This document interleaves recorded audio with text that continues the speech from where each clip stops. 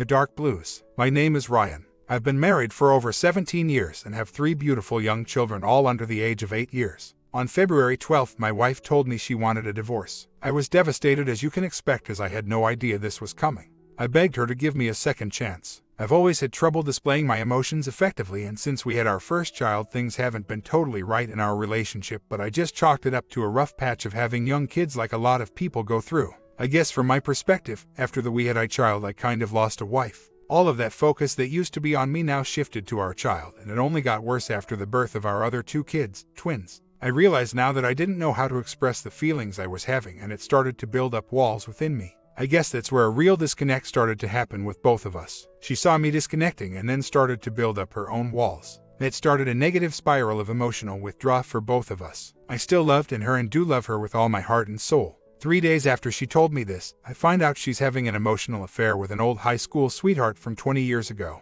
We live 2,000 miles away from where he is, and they started communicating on Facebook and via email and then to phone calls. After I confronted her about it, the affair went hot and heavy between them and their communication picked up. She initiated for us to go to counseling initially to see if the counselor could help me transition into the divorce and beyond. She says she had no idea that I felt so strongly for her still, and that she thought I'd want to just walk away. Well, I didn't and I don't. Our little kids and the fact that I feel she is my soulmate and the love of my life is giving me the determination to fight this as long as possible. She agreed to seek marriage counseling and to seek counseling for herself as well. So, we are both seeing counselors individually and as a couple. She had told me on March 6th that she would not contact him anymore. But a couple of times I found out that she had been looking at his Facebook page, and then I found her logged into his account one day. A couple of weeks later, the OM is married with 2 older daughters of his own, and I've been in contact with his wife since the beginning. She told me about the affair. She texted me yesterday and today telling me how he has finally broken off their marriage, and even told his daughters about my wife and how they are going to be together. I just got the divorce remedy book in hopes of getting some help there. I've asked her to go to a marriage boot camp in Texas in a couple weeks, and she agreed.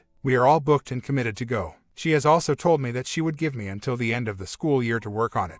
She doesn't want a separation to impact our daughter's grades. She told me that she wouldn't contact the OM during this time frame, but she's told me repeatedly over the last few weeks that she would stop contact and didn't totally keep her word. I'm very much afraid though, since he has now called off his marriage and seems more determined than ever to possibly come here and be with her. Is there hope in my case? I understand why she asked for a DR. Communication has been broken since our kids came along. I am working on myself every day. She just says if I could have only woken up 2 years ago, this would never have happened. She's a successful businesswoman. And OM's wife is the one that told me about the affair. He even sat his daughters down and told them when he decided to break off marriage with OMW. With the exception possibly of her coworkers and some friends, their affair is out in the open now. I was very tactful, not degrading, just the facts, and asking for honest help to rebuild our marriage. I made the decision to put out there to her friends and coworkers. She made the decision to go to someone else. If she can live with her decision, I can easily live with mine. Their affair hasn't been going on 2 years. First contact was made only a few days before she asked for a D. It was a whirlwind, I guess. Staying on track. I'm not angry at all. I'm not spiteful. I love her and I intend to show her that. I'm just realizing that I can't change her mind. I can only be good for me and my kids. She's been chasing me around the house all morning wanting to talk. I listen, but I've already told her everything I could possibly tell her over the last few weeks. So, I just tell that she knows where I stand. I love her, and I always will. It's her decision which way she goes, but I'm not bearing the burden of her affair anymore. I forgive myself and the things I've done. I can only go forward from here, constantly striving to be a better man. Well, I can see what impact just this one day has made on her. She called the marriage counselor this morning and asked for an emergency session. That went well. I'm sticking to the 180. I just reaffirmed that I do love her, but I have to just separate myself in order to not continue down that dangerous path of hope, grief, emotional swings. I can tell it has shaken her up some, and she's been crying off and on all day. At least she's showing emotion now. She said to the counselor and me today that she would not make contact till after our boot camp in Texas. I just checked my cellular act and she's been texting him like crazy since we got back. Should I tell her I'm done and filing for divorce, or ignore it and get back to 180? Or both? Fighting my emotions with everything I've got right now. After being very stern and telling her I was leaving to stay at a friend's house after the discovery of her texting frenzy, she broke down and said that she did love me and that she did want to work on our marriage. She gave me her phone and iPad and told me to just hang on to them. So, I ended up just going to bed and slept with her phone under my pillow. This morning we got up and she called him in front of me to tell him it was over and that she was going to work on our marriage. I kept her phone all day while we took our 3 kids plus 2 of our nieces to the zoo. She had a rough day and I knew she was thinking about him a lot. When we got home from the zoo, I had a big breakdown and wept. This is just so nerve-wracking. She has a very addictive personality. OM is insistent on telling her how much her loves her and how they were meant to be. She does admit that she loves me and him. End of day update. We went to her mother's with the kids for Easter. She came to me a few times today and said she was struggling with the NC. As far as I can tell, she pulled through each instance. Tomorrow will be a real challenge. Update. Yesterday we had a counseling appointment, and she was ready to leave, separate walking in the door. First day back at work after I had sent a fair disclosure letter to her boss and coworkers. She was livid going in and said she wanted a separation. I subsequently said the same thing because I can't live with the anxiety I am feeling through this. When we left the MC though, the mood was much calmer and not nearly as hostile. I decided to stay in our RV outside just to get some sleep and not be tempted to lay next to her and talk, or sit up all night and second guess myself or start trying to spy again. Had a talk today and she asked if I was at turning point where I didn't want it to work. I replied that I did want us to work, but I won't go on with him in the picture and that it takes two to make it work. I feel so much better about myself now. I hit absolute rock bottom last Thursday and am getting stronger every day. I'm resisting the urge to try to comfort her. I know that I have to let her go in my mind in order to get her back in heart. So, I'm moving, staying at altitude and not chasing or going down cheese-less tunnels. I know now that I'll be okay even if we don't work out. I'm making positive changes for myself and I'm proud of how I've handled this. I'm keeping my distance emotionally so that I don't get hit so hard if there's some kind of false R that is starting. Feeling much better about myself. Called him more than once. Wouldn't answer. Emailed him twice. The first time I emailed him I got "I'm sorry" and that was it. No reply second time. This isn't necessarily about him, even though I've had some very vivid daydreams about what I will do if we ever meet face to face. He will never be around my family. I did tell her that at the MC yesterday. We talked at lunch today. She asked me what I wanted. She said she thought I might be getting to a turning point where I didn't want her anymore. Absolutely not true. I told her I wanted us to be happy and to have a whole family again. I told her that I was absolutely done if she contacts him again. She then told me she had an appointment with a lawyer today but didn't want to go. Later found out that she did go for a consultation. I'm sleeping in our bed tonight. I desperately need a good night's sleep and sleeping in the RV isn't the best, and she's sleeping in our daughter's room with her. After I got in bed, and she had left the room, I admittedly did break down a little and she came back in and lay her next to me for a few. I feel bad for letting her see that, but it's been an exhausting couple of days of being so upbeat, resolute, and I'm just utterly exhausted from this all. Anyhow, tomorrow is a new day. Sometimes it's hard to judge what it's right. If she really is trying to R and is just still sorting through other resentment issues, then I know I have to be patient as well. Finding the balance at stern, aloof, divided by, and kind and considerate are tough. I understand and I am watching her actions. She's not talking about him hardly at all, almost nil. I'm still trying to keep my guard up though. She is leaving her phone around and not guarding it anymore, even her new work phone, with a new number. She's looking for some advices. I do see some positive signs. We are not sleeping in the same bed right now. I had moved out to the RV for one night but needed good sleep desperately, so I came back into our bed and she's sleeping with our daughter or on the couch. This is just so I'm not so anxiety prone if she wakes up and gets out of bed in the middle of the night, and we need our space at the moment. At least for now the separation talk has died down. Our conversations are never angry or resentful. We are laughing again during our talks about little things. I'm accepting the fact that we may not work out, though I am extremely hopeful that we can work through this. I don't believe it is in her character to get mean and nasty about any separation or divorce agreements. She is a very good person and is in a place right now where she is really doing some soul searching to figure out who she is. And so am I. She has always been one to talk herself into a particular mindset, and once there it's hard for her to come out of it. She had talked herself into leaving me and now I feel like she's rethinking that frame of mind. Yesterday we had MC appointment. It was by far the best one we've had to date. There was really good communication and we both agreed to stop chasing the negative right now and just be patient, take it day by day. We are going to boot camp next week and I told her we should not expect to come out of it knowing one way or the other, and I don't want to search for that answer while I'm there. I'm hoping we can just go to learn about ourselves and about our relationship. I'm sure we will be able to connect with each other again through this, or at least open up some doors and break down some emotional barriers within each of us. I'm excited to go just in the fact that it's an opportunity for self-improvement. I know we will still need to go to counseling for a long while, both as individuals and as a co-parents, hopefully couple. I am feeling better about myself every day. My relationship with my kids is improving daily. My outlook on my own future is improving every day, and I know I'll be okay if she can't find it in her heart to fully come back into this relationship. I must be patient, love is patient, and be willing to let time heal mine and her wounds. I am not an innocent party in the troubles in our marriage. I'm just at the point where I'm really willing to look into myself to see why I have been the person I've been and who it is I want to be. I just got a big promotion at work that I was prepared to turn down when this all first started, but now I see that the new job and responsibilities will be great for me to keep busy during the day and not have to work overtime as much. This will actually leave me more time at home to be with the kids and to find things I like to do. I start the day after we get back from our boot camp. All I can do is be the best me I can be at the given moment. I've been feeling great in the mornings, so my coworkers are seeing a much better side of me. By the evening though, I'm getting a little run down, normal tiredness. Harder to stay as upbeat in the evenings when we are all at home, but I'm doing better. And by the way, I did go see a lawyer a few weeks ago. I'm looking at the marriage boot camp, life enrichment boot camp as an opportunity for my own personal growth regardless. If we make a breakthrough, then it's definitely icing on the cake. I am calm and doing much better now. I can see that my life will be great either way. I'd rather the one, but I can accept the other too at this point. I do and always will love her. She's the mother of our beautiful children and a great one at that. I'm hoping we can leave the pain of all of this behind us and move forward, but I know that it will take a lot of time and patience, and that it's possible it might not happen at all. You have to look for the silver lining in every situation. I know that this experience is making a stronger person and a better person. I can do this. So today the wife comes home and tells me that a P sent her an email today and that she didn't respond.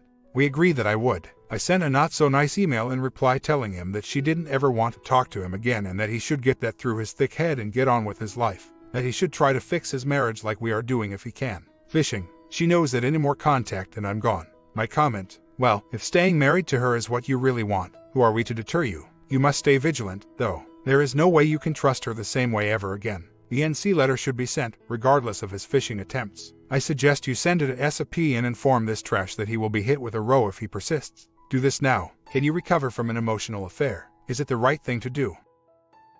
Story 2. The match. My marital issues started to escalate back in September when my husband moved from our room to the guest room. Fast forward to December and I discover he'd had an affair. Right after Christmas I moved back home with my daughter because I had nowhere else to go, so we are separated, emotionally and psychically by 600 miles. I didn't want to leave. I told him I wanted to stay and work it out. He said he needed time and space to think, so I left with our daughter and went back home to the Northwest. He's visited roughly once a month since I've been here. It's been 5 months since I left. Now it's gotten to the point where he doesn't speak to me at all unless it's to find out what time he can call our daughter. I don't want a divorce and I've told him so. He said he doesn't see any other solution, but we have not done everything possible to try and save our marriage. I can't move on, either with him or without him, without knowing we tried everything possible to fix this. I'm still in love with him. He says he loves me but isn't in love. I don't feel this is true, or if it is, that it isn't a permanent thing. I feel that he isn't in love with me all the time. That's understandable because I feel that way too sometimes. But I am in love with him and I want to make our marriage work. I had recently discovered he'd been inappropriate with numerous friends of mine, not physically mind you, but just inappropriate for someone who's in a relationship.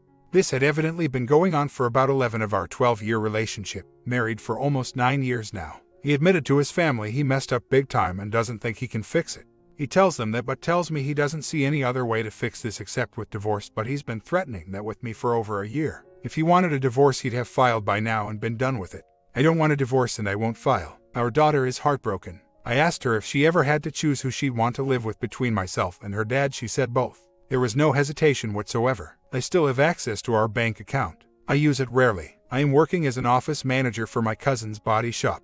My family has helped me tremendously. Yes, he did ask me to leave. I had initially agreed it was for the best, and a few days had passed and I told him I did not want to go, as I couldn't understand how we could fix anything if I did so. I have not been back to Nevada since I left in January. What I want right now that is possible is to just try and be as happy as I can. I'm so tired of crying. Every time he'd come up for a visit, I, of course being so stinking weak and naive, wanted to be intimate with him because I miss him and love him terribly, and every time he'd leave and go back to Nevada we'd fight terribly. It has gotten to the point where we barely speak. I mean, like once a week we might speak, and it's just a few words. He doesn't contact me except to ask when he can call our daughter. That is it. I had nowhere else to go but back to Montana. I have no family anywhere else. I lived in Nevada with my husband because I am his wife and I of course go where he goes. He is an engineer and has absolutely no intentions of leaving his job, even though before I left to come to Montana. He told me after we get this all sorted out, we'd leave and never go back. So much for that, I guess. Yes, he still pays all the bills. I cover my student loans and other expenses here. I am living with my mom. Yes, it sucks, but I had nowhere else to go. So, I have not rent at the moment. I literally get sick at the thought of filing for divorce, but I almost feel like I have no other choice at this point. My cousin, who I mentioned I work for, has offered to take me to Nevada with his truck and trailer to get all of mine and my daughter's things. Should they be done before or after filing for divorce, if in fact I can actually get myself to do it?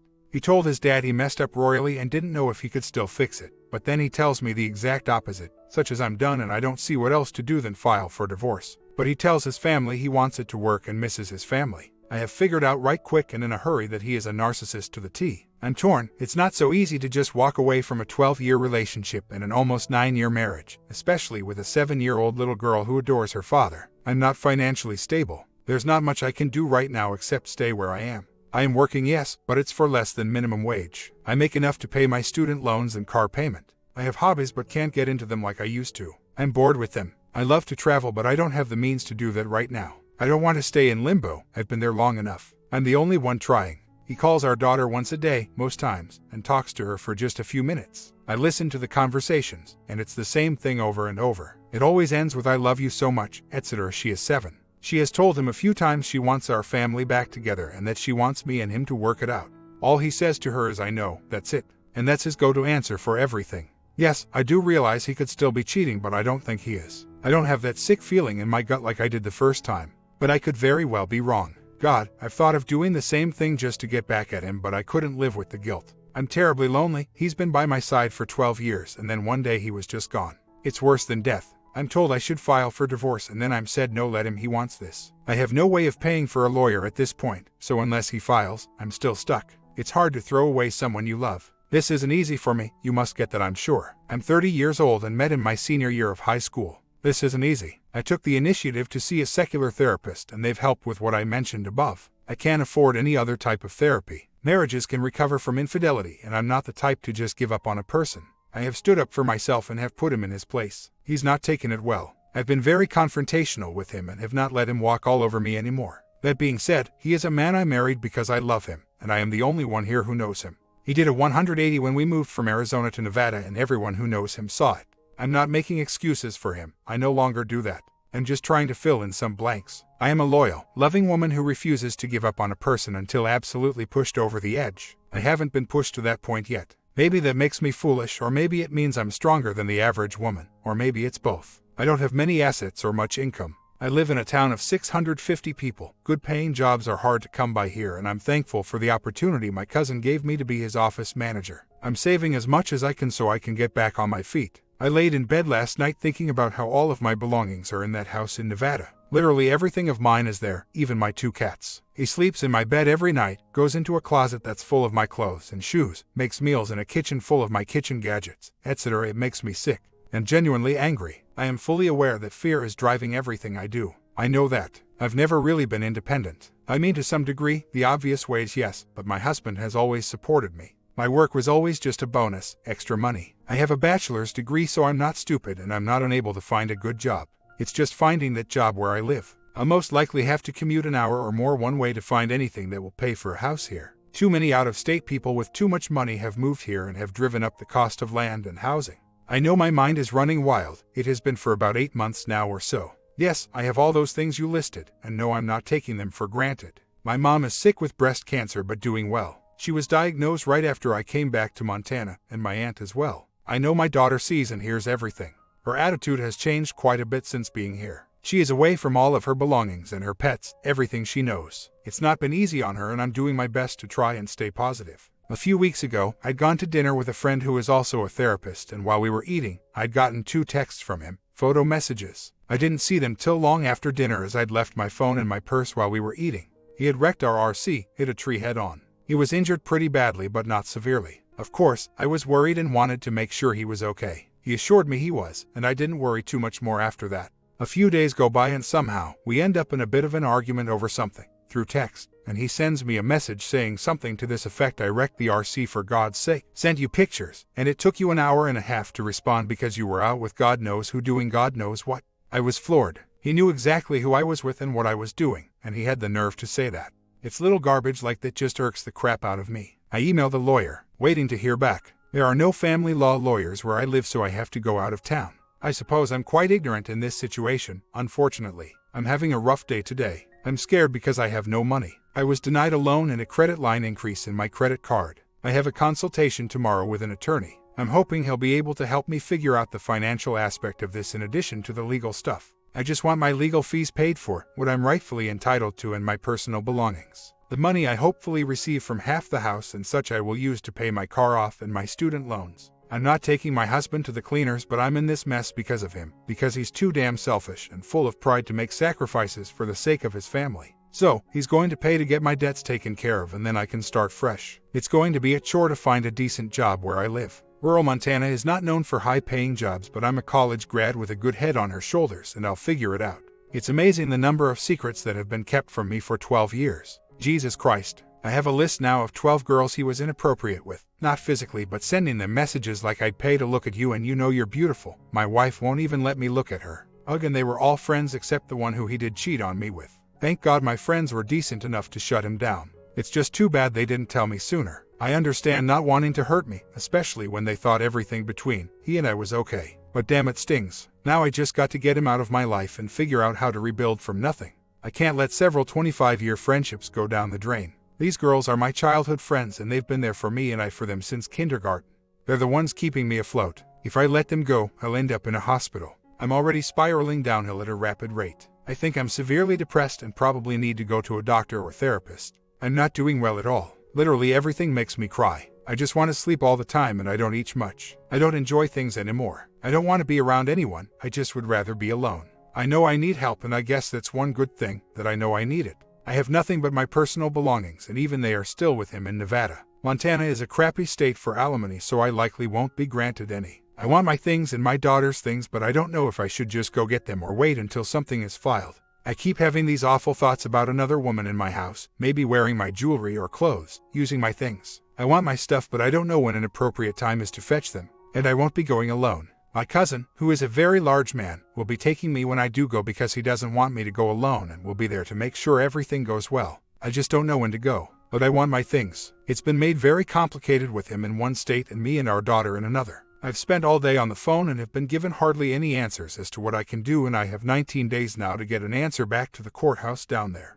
I'm so tired. So tired. I'm upset because papers have been filed and now it's real. I couldn't get myself to file papers and now I'm paying for it. I call the Women's Resource Center today and have a meeting with an attorney this afternoon. I have less than 20 days now to get papers back to Nevada. I'm going to file a parenting plan and file for custody if I can. I was told by another attorney I could file for custody once my 6-month mark of being in Montana had passed, and it has. He's asking for primary custody on the divorce papers, and I can't stand the thought of my daughter being taken from me too. She came with me when I left because he told me to take her with me. That we needed our space and she came with me. Now he wants her back. I can't lose my daughter too. It's hard enough losing my husband and marriage. I won't go get my things until the divorce is final. My cousin will be taking me and he'll keep me safe. For anyone who has gone through divorce with children, I need your honest opinion. He filed first, in Nevada, one day before my 6-month residency in Montana had occurred. So, Nevada has jurisdiction over everything. I can get jurisdiction changed, but it isn't likely it will happen.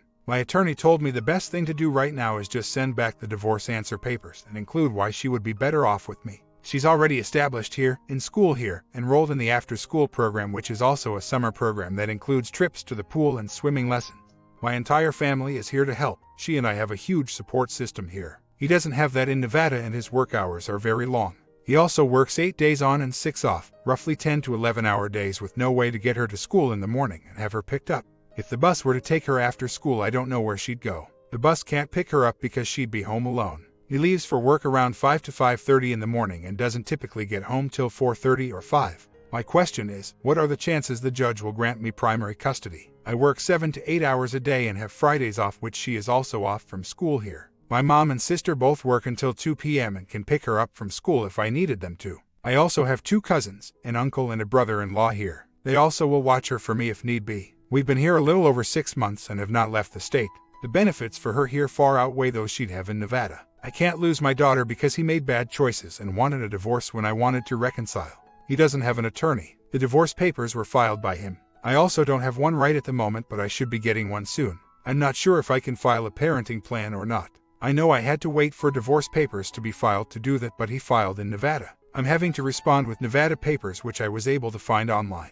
Should I file a Montana parenting plan since that is where she and I live? I got a text from him tonight asking for time with her, that he can't come up here to see her because he can't afford it and needs and wants time with her. I understand that and want her to have time with her dad, but I know he knows that right now if she were to leave the state, he would have custody of her. What do I do? I tried calling the attorney twice today, talked to his secretary twice, and she left a message with him both times, and I never heard back. I'm panicking. I responded to his text with this: I understand you need and want time with her, and I want that for her, and you are too. But as it stands, you filed for custody, and that means that she goes with you in a month unless the judge decides otherwise. I don't want to give up my last month I have with her if the judge rules in favor of your request. I would like to wait and see what the judge says. I feel that's fair. The only person in his family I speak to is my mother-in-law. I trust her completely, she's always supported me. Everyone else, no, I do not contact them or respond to them if they contact me. I'm sure that he did file one day before on purpose. His psychotic sister probably put him up to it. She's crazy. I honestly don't believe he's still seeing the other woman. She has just as crazy of a schedule as he does. She's an exploration geologist and has her life wrapped up in her work. People in mining rarely have free time. Their work hours are long and unaccommodating. An update: I am near the completion of my divorce. It should be final in a couple months. Fingers crossed. I have my daughter, and it's looking like it's going to stay that way. I have been doing well. I have a new so in my life, and he is absolutely wonderful. We are in ALDR, roughly 700 miles apart, but we've made it work quite well. We have met up with each other 3 times since dating, twice where I live and once where he lives. He's just so amazing and I am genuinely happy again. My comment: looks like OP is getting better after the divorce. Just to show some of your life after divorce can be fantastic.